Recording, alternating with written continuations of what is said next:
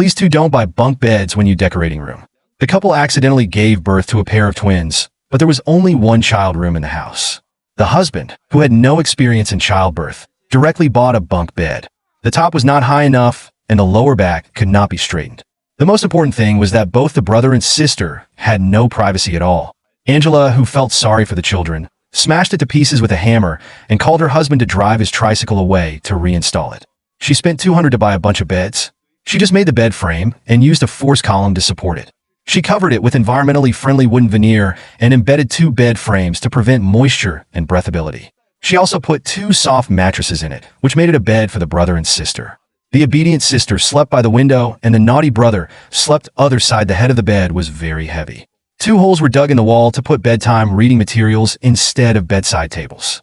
Soft bags were pasted on both sides against the wall to prevent dirt and look beautiful. There were 2 wardrobes in the middle as partitions. The outer wardrobe was used to hang the son's handsome clothes. The inner wardrobe was used to store the daughter's beautiful clothes. All the clothes could be taken out at a glance. The upper part was connected to the wall cabinet. All the literary classics that the child liked to read were put down. The bottom was used as a drawer to store the little secrets of my daughter's youth. A glass folding window was installed in the middle so that the 2 children would not disturb each other.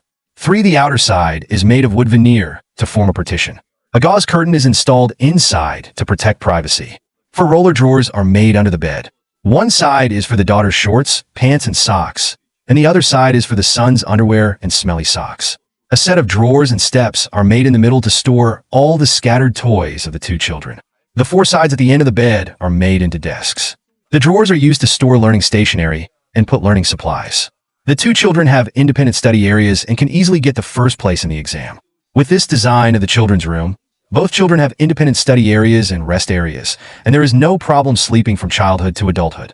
Finally, let's take a look at the overall effect.